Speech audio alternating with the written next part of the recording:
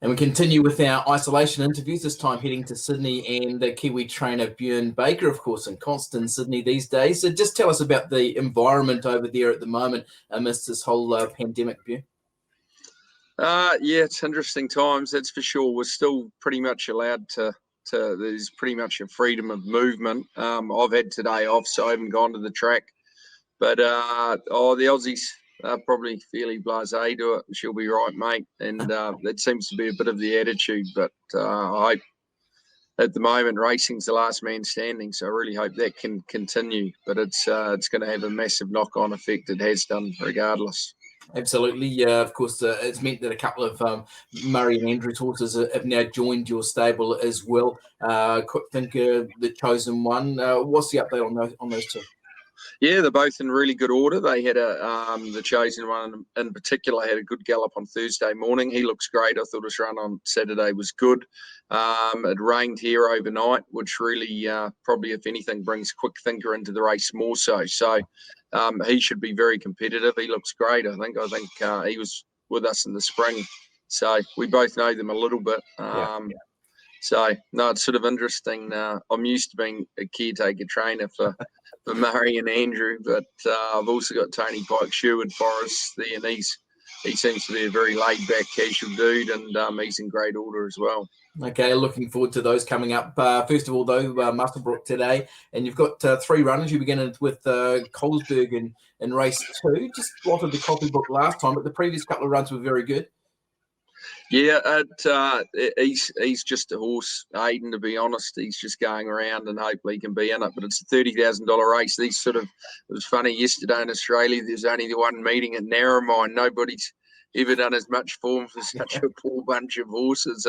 And Muswellbrook today, it's Muswellbrook Gold Cup Day, so it's not a small race, but I say that Muswellbrook's like, it's not quite the perfect Aussie town. The perfect Aussie town's Goulburn. They've got a jail, a police academy, and a racetrack and about 30 pubs. But Muswellbrook's got a jail. It just hasn't got the police academy. But no, he's just a horse, Colesberg. I wouldn't be backing him with too much confidence. Okay, we get further down the track to race 7, where you've got Bobby D, who we know well, began his career in New Zealand, and Shock Alert. What can you tell us about their chances?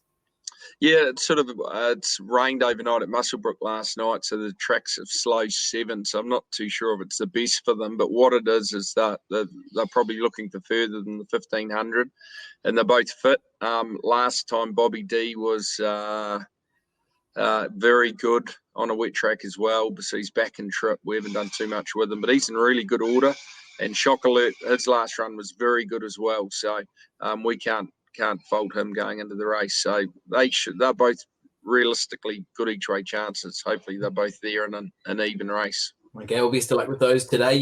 Just going back to Saturday again, you're talking about Quick Thinking going around, of course. Also, Positive Peace. What can you tell us about this one?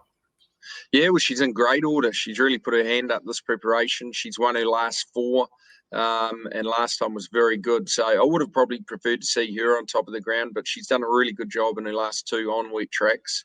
But I think as much as anything, she's very well set up for the race. She's rock hard fit.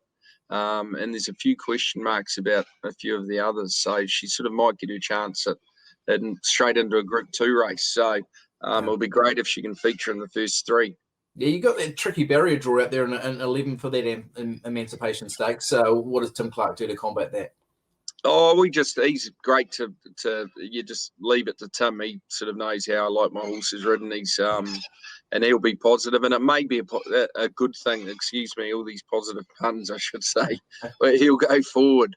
But he knows sort of how to ride her. She'll jump and put herself up there. But it might be a good thing drawing out a bit. 11 sort of in race 8 might be a better rather than the inside. So he's hoping anyway. Yeah, the stable's going really well. Opponent success as well in the weekend with Missy Beale. What do you do with her? What does she do next? Yeah, well, it was a great effort. Of course, she's a Waikato stud-bred filly, Savabeel, and to get a group win with her, it really cements her residual value. So we've put her straight out in the paddock. Was up for a while, and really it was a peak run. So she had sort of everything worked out really well, but it was a good game win. Yeah, and we'll probably look for the spring, maybe a race like the Matriarch Stakes over 2,000 at Flemington. So we'll just have a bit of a think about it. And no, but great to win with her, and good bunch of connections, and New Zealand horses keep doing it. Exactly. Let's hope the winning roll continues. What about closer to home? I know you're in your backyard there with this interview now. Bjorn, how's the family? Yeah, they're all good.